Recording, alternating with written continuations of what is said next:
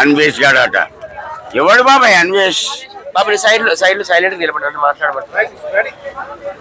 Question please. నా అన్వేషణ నిజంగా ఒక దేశ ద్రోహి అనుకోవచ్చు. మనము థాయిలాండ్ లో ఉన్నాడంట.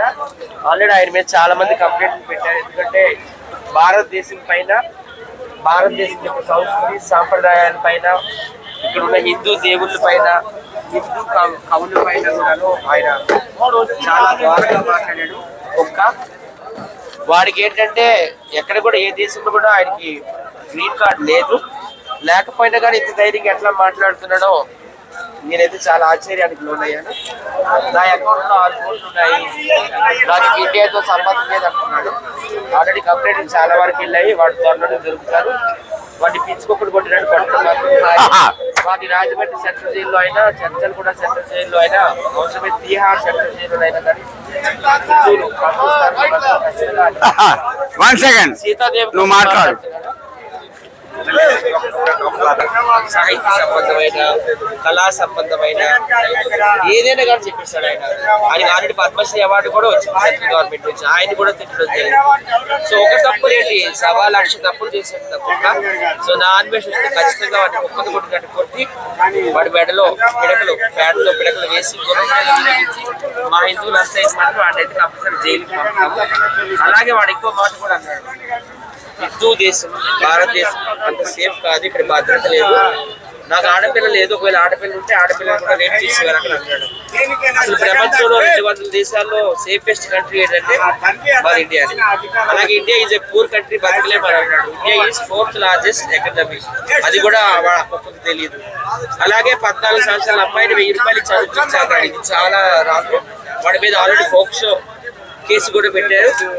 ఆ తప్పుతో చూడండి, మన భార్గవ్ అంటే ఒక వ్యక్తి వెళ్ళాడు, మీకు తెలుసు కదా, ఆయన పంపాకెట్ భార్గవ్.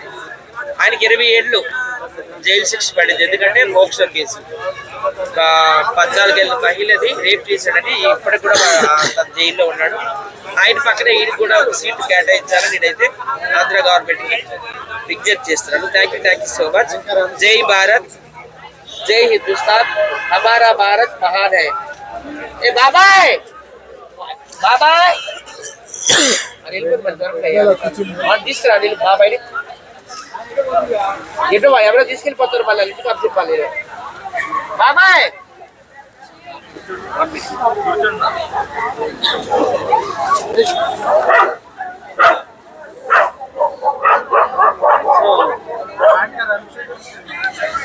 అనసూయకి నా సపోర్ట్ ఎక్కువ ఉంటుందండి.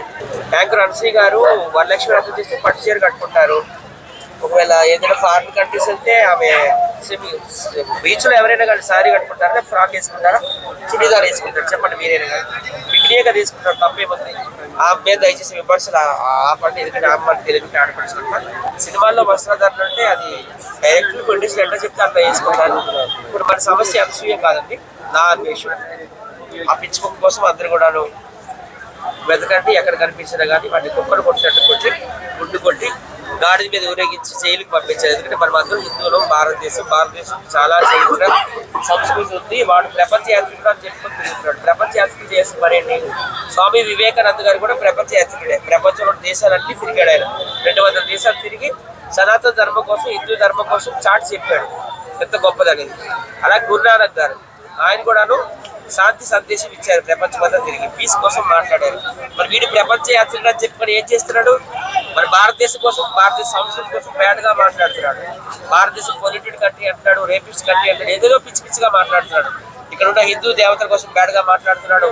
ఇక్కడ ఉన్న తెలుగు కవుల కోసం, గరికపాటి లాంటి వాళ్ళ కోసం కూడా బ్యాడ్గా మాట్లాడుతున్నాడు. సో వాడు ఒక తప్పు కాదు, 100 తప్పులు చేశాడు కాబట్టి 100 కేసులు నమోదయ్యి వాడు ఎప్పుడు ఇండియా వచ్చినా కానీ వాడు లోపల జరుగుతుంది. గతంలో ఒకే ఒక మంచి పని చేశాడు యాదవ్. అదేంటంటే తెలుగు సినిమా ఇండస్ట్రీ నుంచి, సోషల్ మీడియా నుంచి, అలాగే బిగ్ బాస్ నుంచి, జబర్దస్త్ నుంచి ఎవరెవరు బెట్టింగ్ యాప్ ప్రమోట్ చేశాడో పేర్లన్నీ బయట పెట్టాడు. మేమందరూ హ్యాండ్సప్ అన్నాం. కానీ ఇప్పుడు చాలా పెద్ద తప్పు చేశాడు. దేశద్రోహం కింద వాడికి కేసు నమోదైంది. వాడు ఎక్కడున్నా కానీ అరెస్ట్ అవుతాడు. కరాటే కళ్యాణ్ గారు కూడా పంజాగుట్ట పోలీస్ స్టేషన్ కంప్లైంట్ ఇచ్చారు.